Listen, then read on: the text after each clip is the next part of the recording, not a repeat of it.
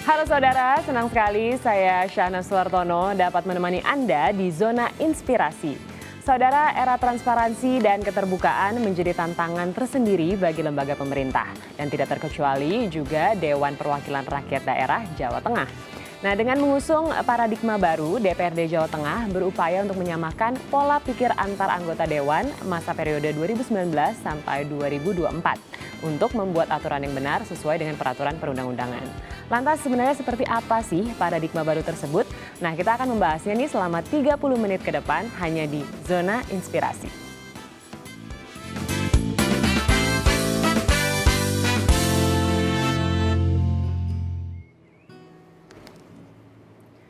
Baik, untuk membahasnya kita sudah tersambung saat ini melalui virtual bersama dengan narasumber saya. Yang pertama ada Ketua DPRD Jawa Tengah, Haji Bambang Kusrianto. Halo, Pak Bambang. Mbak Sana ya. Selamat pagi, dan juga saya sudah tersambung dengan dosen ilmu pemerintahan FISIP Universitas Diponegoro, Dr. Andes Turtiantoro. Halo, apa kabar Pak Turtiantoro? Baik, selamat pagi. Selamat pagi. Oke, saya akan ke Pak Bambang terlebih dahulu. Pak Bambang, DPRD Jawa Tengah kan mencetuskan paradigma baru untuk menyamakan pola pikir antar anggota Dewan. Nah, mungkin bisa dijelaskan sedikit nih Pak, apa maksud dari paradigma baru ini Pak? Ya, selamat pagi. Awalnya memang dari persepsi masyarakat bahwa anggota DPRD itu jabatannya besar, tidak bekerja, korup, dan tidak pernah mengartikulasikan. Mohon maaf Pak Bambang, boleh lebih keras lagi suaranya Pak, saya kurang bisa mendengar di studio. Oh ya. Halo, ya. Dengar. Dengar Pak, silakan Pak dilanjutkan. Ya, awalnya dari pemikiran bahwa persepsi masyarakat itu anggota DPRD itu tidak bekerja, tidak berkomunikasi dengan masyarakat, diam, duduk, dan yang lebih parah lagi sudah dicap sebagai lembaga korup. Oke. Jadi untuk meluruskan persepsi-persepsi tersebut begitu ya Pak ya? Ya, Oke. artinya bahwa kita itu sebetulnya bisa menunjukkan kepada masyarakat bahwa sebetulnya lembaga ini isinya kan banyak orang, banyak fraksi yang mungkin berbeda-beda dalam pola pikirnya. Nah, untuk menyamakan pola pikir ini, kita gunakan musyawarah mufakat. Bagaimana kita diskusi dulu untuk ke depan DPRD Provinsi Jawa Tengah seperti apa. Baik. Kemudian saya ingin tahu juga dari Pak Turtiantoro, apakah paradigma baru ini mencerminkan parlementer modern Pak? Silahkan. Ya, secara konseptual mengarah ke sana. Jadi artinya yang saya tangkap dari esensi yang digagas oleh Ketua DPRD Provinsi Jawa Tengah ini adalah menciptakan sebuah parlemen atau DPRD Provinsi Jawa Tengah yang kinerjanya efisien, efektif, demokratis, transparan, produktif, itu yang berkualitas, ditunjang dengan teknologi komunikasi dan informasi elektronik. Sehingga produk-produk hukum atau fungsi harus dijalankan sebagai lembaga maupun individu anggota DPRD ini benar-benar mencerminkan jati diri sebagai anggota DPRD dan institusi yang berkualitas. Yang berkualitas ya Pak. Nah, kalau gitu dari Pak Bambang saya juga ingin tahu sebenarnya yang mendasari dicetuskannya paradigma baru ini awalnya itu seperti apa Pak? Ya, kalau saya kan sebelumnya kan sebagai ketua DPRD di Kabupaten. Kabupaten Semarang ini saya 3 periode. Saya membawa lembaga ini bagaimana tertib, disiplin waktu, disiplin komunikasi, disiplin bicara, bertindak, dan membuktikan kepada masyarakat bahwa kita bukan lembaga korup. Ya. Nah, itu kami komunikasikan dengan teman-teman waktu itu di kabupaten, dan selama 15 tahun itu alhamdulillah di tempat kami juga tidak ada masalah apa-apa, apalagi masalah tersangkut masalah hukum. Oke. Nah, ini kami bawa ke provinsi. Karena provinsi itu saya melihat tata tertibnya itu justru melemahkan DPRD, maka saya mencoba merubah untuk tata tertib itu. Tata beracaranya kami rubah dengan cara musyawarah mufakat. Oke, baik. Intinya memang apa ya, mungkin sedikit meredefinisikan gitu ya, kalau misalnya kita dengar beberapa kali tadi Pak Bambang sempat mencetuskan bahwa meluruskan persepsi masyarakat tentang DPRD. Nah, saya ingin tahu juga dari Pak Turtiantoro terkait dengan kerja legislatif sekarang, kan memang kalau mungkin kita bisa kerucutkan, sebagian publik mungkin tidak begitu percaya. Sebagai contoh, persepsi masyarakat melihat DPR pusat juga ikut mempengaruhi pandangan DPR daerah. Nah, menurut Anda nih bagaimana sih persepsi publik di Jawa Tengah dengan adanya paradigma baru ini, apakah dapat mengubah gitu persepsi dari masyarakat? Ya, persepsi lama yang melekat di masyarakat memang belum hilang. Artinya citra kurang baik dari DPRD maupun DPR itu masih ada dalam pikiran masyarakat. Nah, kepeloporan yang dilakukan oleh DPRD Provinsi Jawa Tengah di bawah pimpinan Pak Bambang ini memang tugas berat, karena orang melihat wakil rakyat itu tidak hanya pada level provinsi, tetapi di pusat, kemudian kabupaten kota. Sedangkan di Jawa Tengah ada 35 kabupaten kota. Sehingga apa yang jadi prinsipnya dan geraksionir dari DPRD Jawa Tengah ini perlu terus dikembangkan melalui keterwakilan anggota-anggota DPRD yang berasal dari fraksi-fraksi atau partai-partai untuk ditularkan kepada pengurus partai dan anggota DPRD yang ada di kabupaten dan kota, sehingga akan menjadi gerakan sosial yang buat masif agar artinya dampak itu tidak hanya pada DPRD provinsi, tetapi juga menular menjadi semacam virus positif ke kabupaten kota. Baik, Pak Turtiantoro, terima kasih atas jawabannya. Tapi selanjutnya kita juga akan membahas sebenarnya seberapa penting transparansi kinerja pemerintah daerah kepada masyarakat. Nah, kita akan bahas nanti setelah jeda berikut. Tetaplah di Zona Inspirasi.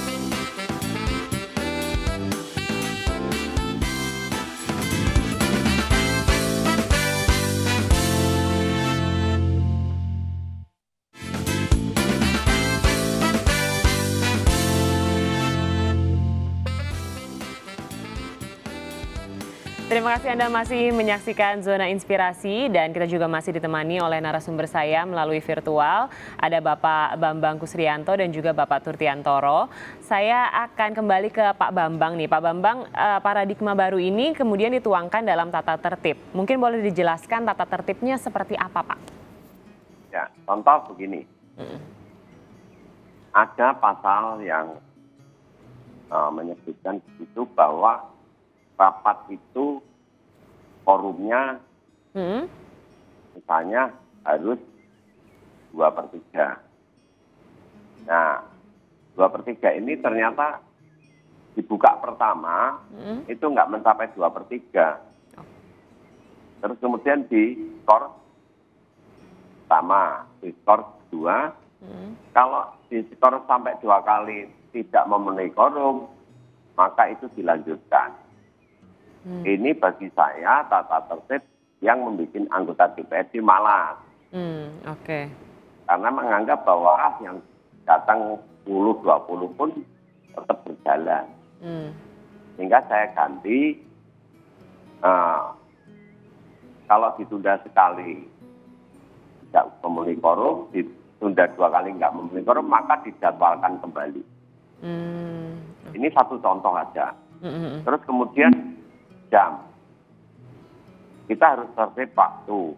Maka kalau paripurna jam 9, rapat-rapat itu jam 9, ya batas toleransinya hanya 1/4 sampai setengah jam.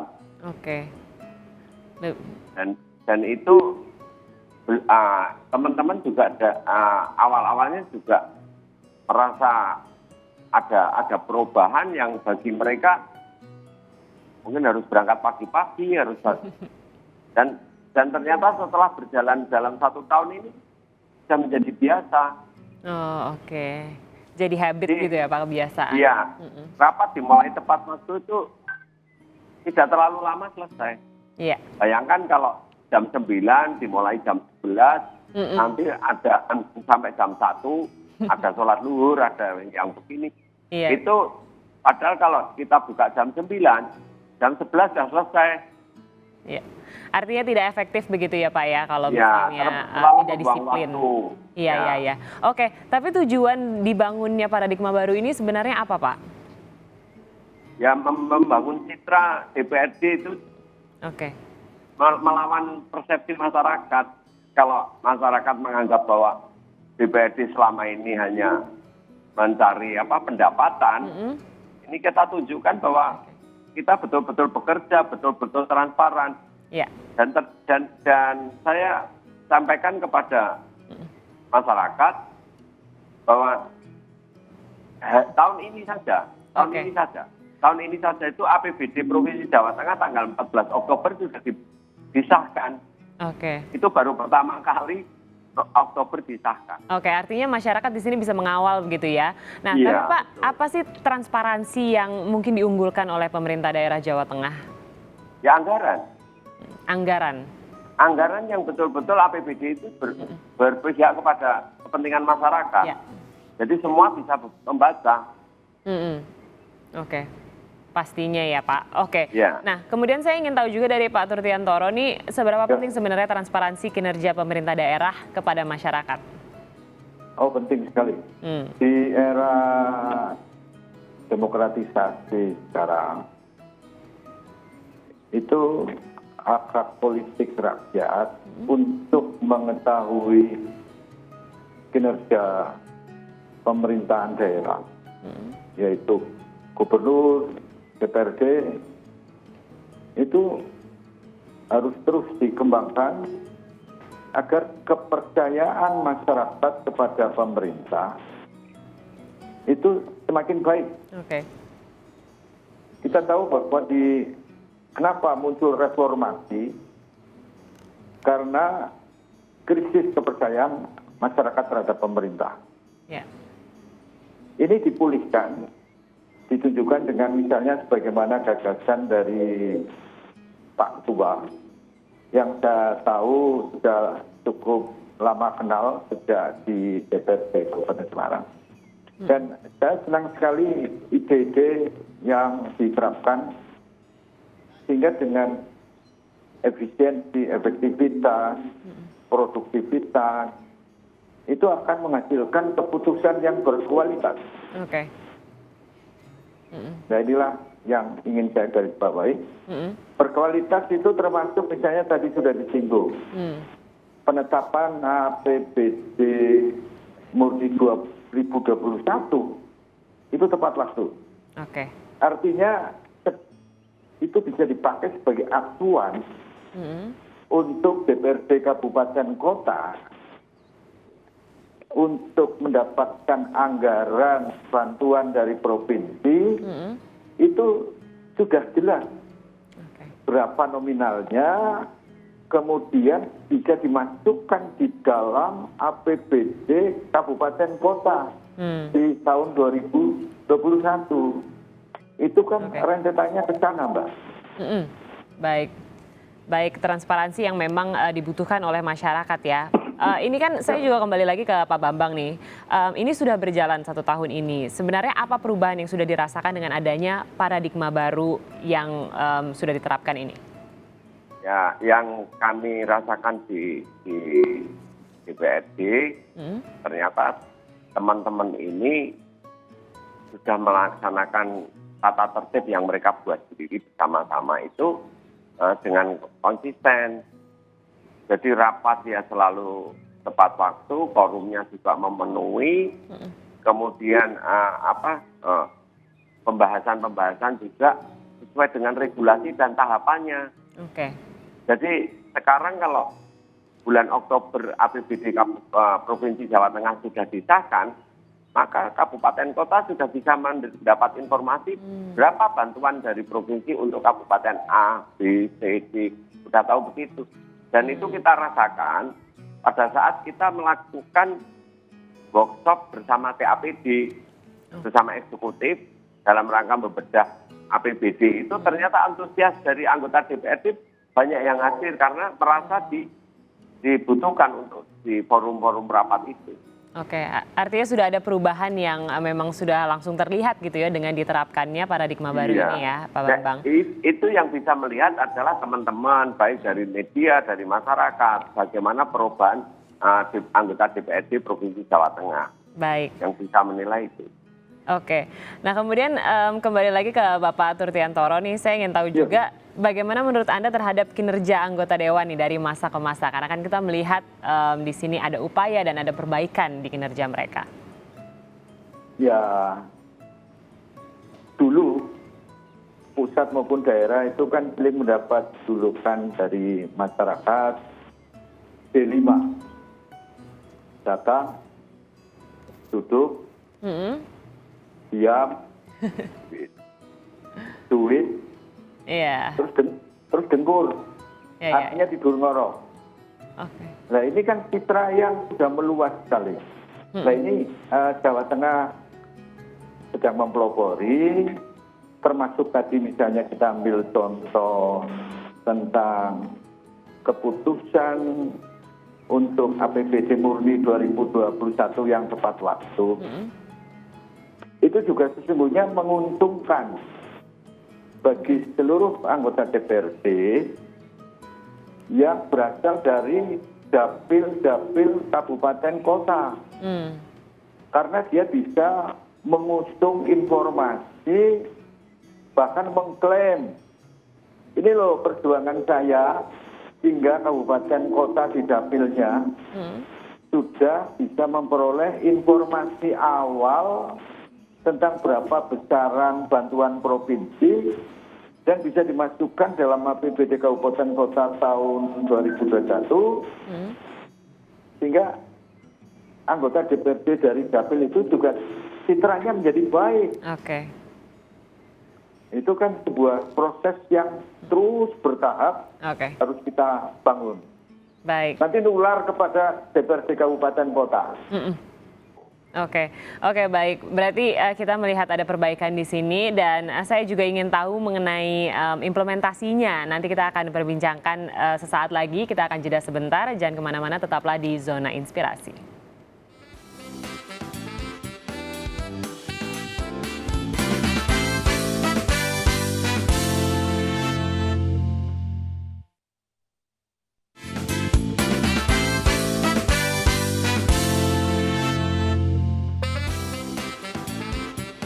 Anda kembali lagi di Zona Inspirasi dan kita masih membahas mengenai 1 tahun paradigma baru DPRD Jawa Tengah.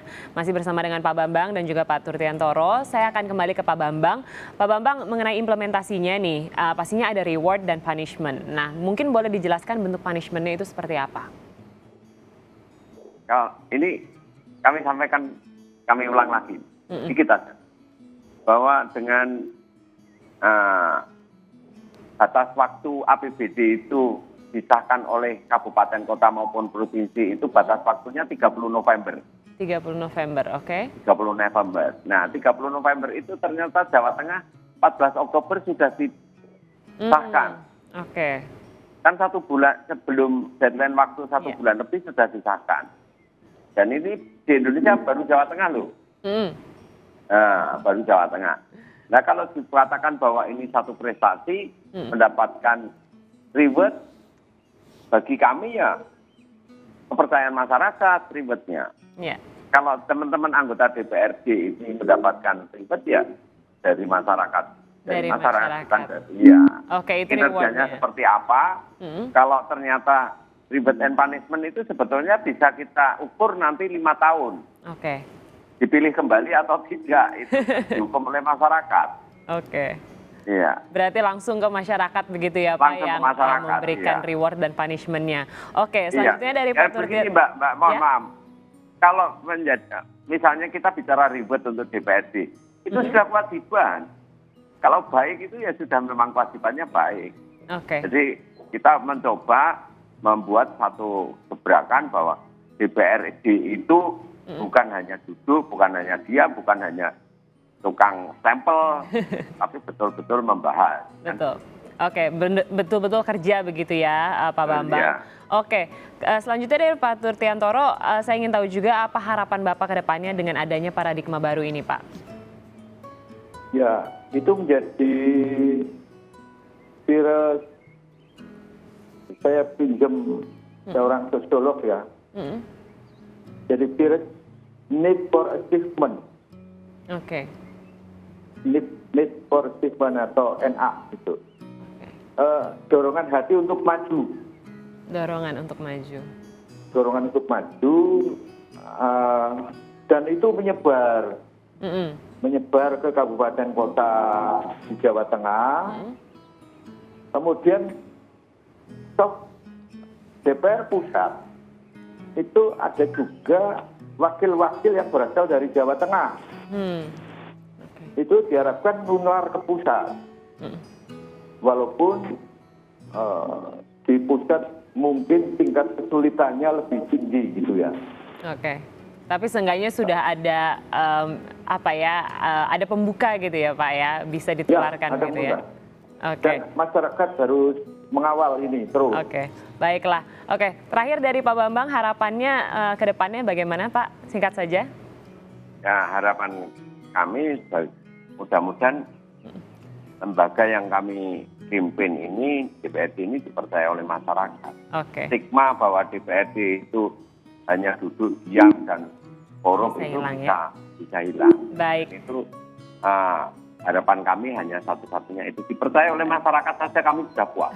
Baik, baik. Semoga bisa ke depannya kembali lagi begitu ya Pak, DPRD dan anggotanya semuanya dipercaya oleh masyarakat dan paradigma baru ini bisa menjadi langkah awal begitu untuk kembali memberikan inspirasi perbaikan begitu bagi para dewan dan juga anggota parlemen lainnya. Terima kasih banyak untuk Pak Bambang dan Pak Turtiantoro yang sudah memberikan waktunya di sini dan memberikan informasi. Karena tidak terasa 30 menit saya sudah menemani Anda. Semoga perbincangan kami ini dapat memberikan informasi yang bermanfaat untuk Anda. Saya Syahna Suartono undur diri. Terima kasih banyak. Sampai jumpa.